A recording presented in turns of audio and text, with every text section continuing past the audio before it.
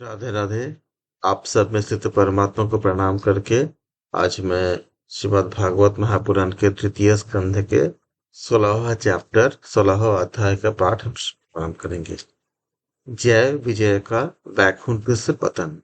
श्री ब्रह्मा जी ने कहा, देवगण, जब योगनिष्ठ सनकादि मुनियों ने इस प्रकार की स्तुति की, तब वैकुंठ निवास श्री हरि ने उनकी प्रशंसा करते हुए कहा कि श्री भगवान ने कहा, मुनिगण, ये जय विजय मेरे पार्षद हैं।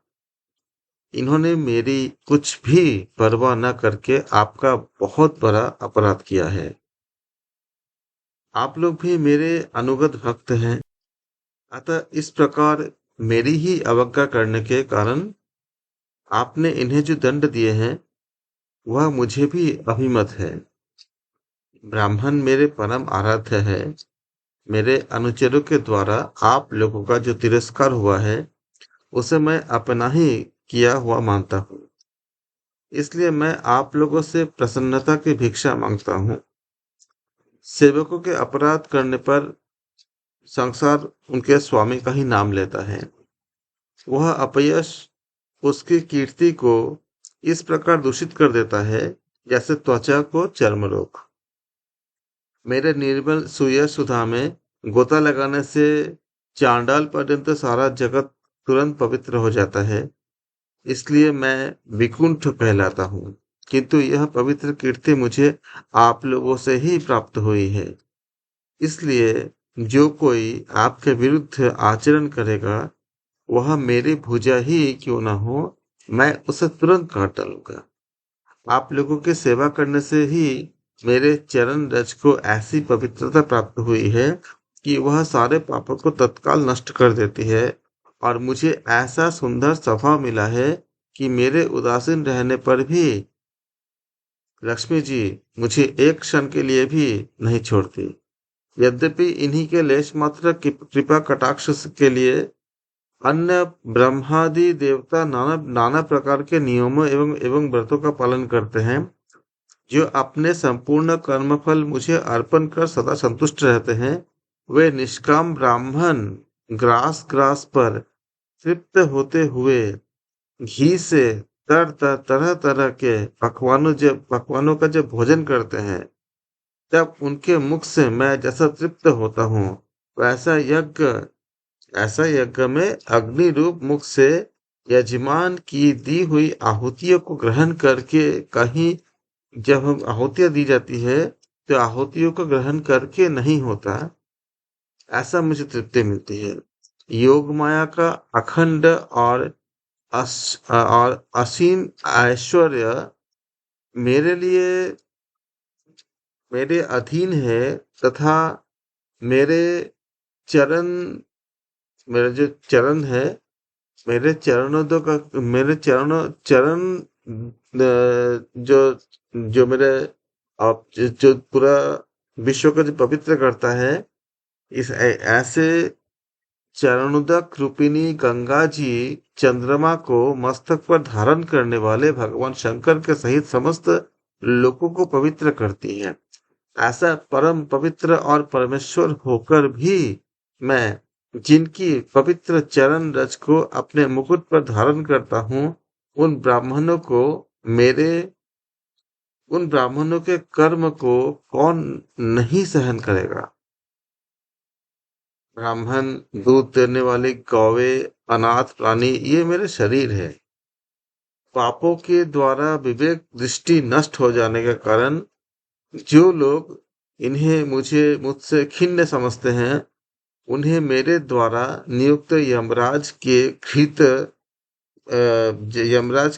गृध्र जैसे दूत जो यमराज के गृध्र जैसे दूत जो सर्प के समान क्रोधी है, अत्यंत क्रोधित होकर अपने चोंचों से नोचते हैं। ब्राह्मण तिरस्कार पूर्वक कटु भाषण भी करे तो भी जो उसमें मेरी भावना करके प्रसन्न चित्त से तथा अमृत भरी मुस्कान से युक्त मुख कमल से उसका आदर करते हैं, तथा जैसे रूठे हुए पिता को पुत्र और आप लोगों को मैं मनाता हूँ, उसी प्रकार जो प्रेम पूर्ण वचनों से प्रार्थना करते हुए उन्हें शांत करते हैं, वे मुझे अपने वश में कर लेते हैं। मेरे इन सेवकों ने मेरा अभिप्राय न समझकर ही आप लोगों का अपमान किया है। इसलिए मेरे अनुरोध से आप केवल इतनी कृपा कीजिए कि इनका यह निर्वासन काल शीघ्र ही समाप्त हो जाए। ये अपने अपराध के अनुरूप अधम गति को भोगकर शीघ्र ही मेरे पास लौट आए। ब्रह्मा जी कहते हैं, देवताओं, सनकादि मुनि क्रोध रूप सर्प से डसे हुए थे, तो भी उनका चित्त अंतःकरण को प्रकाशित करने वाले भगवान की मंत्रमय सुमधुर वाणी सुनते सुनते तृप्त नहीं हुआ। भगवान की उक्ति बड़ी बड़ी ही मनोहर और थोड़े अक्षरों वाली थी, किंतु वह इतनी अर्थपूर्ण, सार युक्त, दुर्विज्ञ और गंभीर थी कि बहुत ध्यान देकर सुनने और विचार करने पर भी वे यह न जान सके कि भगवान क्या करना चाहते हैं। भगवान की इस अद्भुत उदारता को देखकर वे बहुत आनंदित हुए और उनका अंग अंग पुलकित हो गया। फिर योगमाया के प्रभाव से अपने परम ऐश्वर्य का प्रभाव प्रकट करने वाले प्रभु से वे हाथ जोड़कर कहने लगे। मुनियों ने कहा, स्वप्रकाश भगवान, आप सर्वेश्वर होकर भी जो यह कह रहे हैं कि यह आपने मुझ पर बड़ा ही अनुग्रह किया, सो इससे आपका क्या अभिप्राय है? यह हम नहीं जान सके। प्रभु, आप ब्राह्मणों के परम हितकारी है। इससे लोक शिक्षा के लिए आप भले ही ऐसा माने कि ब्राह्मण मेरे आराध्य देव है। वस्तुतः तो ब्राह्मण तथा देवताओं के भी देवता, ब्रह्मादि के भी आप ही आत्मा और आराध्य देव है। सनातन धर्म आपसे ही उत्पन्न हुए हैं। आपके अवतारों के द्वारा ही समय समय पर उसकी रक्षा होती है तथा निर्विकार स्वरूप आप ही धर्म के परम गुह्य रहस्य है। यह शास्त्रों का मत है। आपकी कृपा से निवृत्ति परायण योगी जन सहज ही मृत्यु रूप संसार सागर से पार हो जाते हैं। फिर भला दूसरा कोई आप पर क्या कृपा कर सकता है? भगवान, दूसरे अर्थार्थी जन जिनकी चरण रज को सर्वदा अपने मस्तक पर धारण करते हैं, वे लक्ष्मी जी निरंतर आपके सेवा में लगी रहती है। सो ऐसा जान पड़ता है कि भाग्यवान भक्तजन आपके चरणों पर जो नूतन तुलसी की मालाएं अर्पण करते हैं, उन पर गुंजार करते हुए भौर के समान वे भी आपके पाद पद्म को ही अपना निवास स्थान बनाना चाहती है। किंतु अपने पवित्र चरित अपने पवित्र चरित्रों से निरंतर सेवा में तत्पर रहने वाले उन लक्ष्मी जी का भी आप विशेष आदर नहीं करते, तो आप तो अपने भक्तों से ही विशेष प्रेम रखते हैं।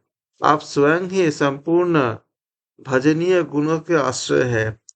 क्या जहां तहां विचरते हुए ब्राह्मणों के चरणों में लगने से पवित्र हुई मार्ग की धूलि और श्रीवत्स का चिन्ह आपको पवित्र कर सकते हैं? क्या इनसे आपकी शोभा बढ़ सकती है? भगवान, आप साक्षात धर्म स्वरूप है। आप सत्यादि तीनों गुणों में प्रत्यक्ष रूप से विद्यमान रहते हैं तथा ब्राह्मण और देवताओं के लिए तप, शौच और दया अपने इन तीन चरणों से इस चराचर जगत की रक्षा करते हैं। जब आप अपनी शुद्ध सत्वमयी वरदायिनी मूर्ति से हमारे धर्म विरोधी रजोगुण तमोगुण को दूर कर दीजिए। अब आप अपनी शुद्ध सत्वमयी वरदायिनी मूर्ति से हमारे धर्म विरोधी रजोगुण तमोगुण को दूर कर दीजिए। देव, यह ब्राह्मण कुल आपके द्वारा अवश्य रक्षणीय है। यदि साक्षात धर्मरूप होकर भी आप सुमधुर वाणी और पूजनादि के द्वारा इस उत्तम कुल की रक्षा न करें, तो आपका निश्चित किया हुआ कल्याण मार्ग ही नष्ट हो जाए। क्योंकि लोग तो श्रेष्ठ पुरुषों के आचरण को ही प्रमाण रूप से ग्रहण करता है। प्रभु, आप सत्वगुण के खान हैं, आप सभी जीवों का कल्याण करने के लिए उत्सुक है। इसी से आप अपनी शक्ति रूप राजा आदि के द्वारा धर्म के शत्रुओं का संहार करते हैं, क्योंकि वेद मार्ग उच्छेद आपको अभिष्ट नहीं है। आप त्रिलोकीनाथ और जगत प्रतिपालक होकर भी ब्राह्मणों के प्रति इतने इतने नम्र रहते हैं। इससे आपके तेज की कोई हानि नहीं होती। यह तो आपके लीला मात्र है। सर्वेश्वर, इन द्वारपालों को आप जैसा उचित समझे वैसा दंड दें, अथवा पुरस्कार रूप में इनकी वृत्ति बढ़ा दें।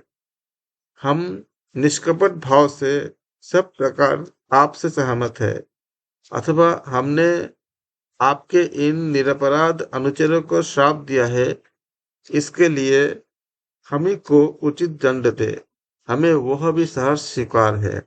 श्री भगवान ने कहा, मुनिगण, आपने इन्हें जो श्राप दिया, सच जानिए वह मेरी ही प्रेरणा से हुआ है।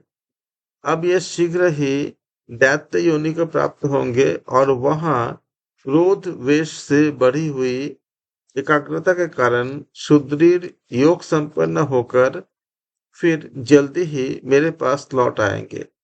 श्री ब्रह्मा जी कहते हैं, तदनंतर उन मुनीश्वरों ने नयनाभिराम भगवान श्री विष्णु और उनके स्वयं प्रकाश बैकुंठ धाम के दर्शन करके प्रभु की परिक्रमा की और उन्हें प्रणाम कर उनकी आज्ञा पाकर भगवान के ऐश्वर्य का वर्णन करते हुए प्रमुदित हो वहां से लौट आए। फिर भगवान ने अपने अनुचरों से कहा, जाओ, मन में किसी प्रकार का भय मत करो, तुम्हारा कल्याण होगा। मैं सब कुछ करने में समर्थ होकर भी ब्रह्म तेज को मिटाना नहीं चाहता, क्योंकि ऐसा ही मुझे अभिमत भी है। एक बार जब मैं योग निद्रा में स्थित हो गया था, तब तुमने द्वार में प्रवेश करते हुए लक्ष्मी जी को रोका था। उस समय क्रुद्ध होकर पहले ही तुम्हें यह श्राप दे दिया था। अब दैत्य योनि में मेरे प्रति क्रोधाकार वृत्ति रहने से तुम्हें जो एकाग्रता प्राप्त होगी, उससे तुम इस विप्र तिरस्कार जनित पाप से मुक्त हो जाओगे और फिर थोड़े ही समय में मेरे पास लौट आओगे। द्वारपालों को इस प्रकार आज्ञा दे भगवान ने विमानों की श्रेणियों से सुसज्जित अपने सर्वाधिक से संपन्न धाम में प्रवेश किए। वे देवश्रेष्ठ जय विजय तो ब्रह्म शाप के कारण उस अलंघनीय भगवत उस अलंघनीय भगवत धाम में ही श्रीहीन हो गए और उनका सारा गर्भ गलित हो गया। पुत्र, फिर भी जब वे वैकुंठ लोक से गिरने लगे, तब वहां श्रेष्ठ विमानों पर बैठे हुए वैकुंठ वासियों में महान हाहाकार मच गया। इस समय दीति के गर्भ में स्थित जो कश्यप जी का उग्र तेज है, उसमें भगवान के उन पार्षद प्रवरों ने ही प्रवेश किए हैं। उन दोनों असुरों के तेजस से ही तुम सबका तेज फीका पड़ गया है। इस समय भगवान ऐसा ही करना चाहते हैं। जो आदि पुरुष संसार की उत्पत्ति, स्थिति और लय के कारण है, इनकी योग माया को बड़े बड़े योगीजन भी बड़ी कठिनता से पार कर पाते हैं। वे सत्वादि तीनों गुणों के नियंता श्री हरि हमारा कल्याण करेंगे। अब इस विषय में हमारे विशेष विचार करने से क्या लाभ हो सकता है। इस प्रकार 16वां अध्याय समाप्त हुए। कल हम 17वां अध्याय का पाठ करेंगे, जिसमें हिरण्यकशिपु और हिरण्याक्ष का जन्म और हिरण्याक्ष के दिग्विजय की हम कथा पाठ करेंगे। आप सबका हृदय से बहुत बहुत धन्यवाद। आप सबके अंतःकरण में स्थित परमात्मा को मैं प्रणाम करता हूँ। राधे राधे।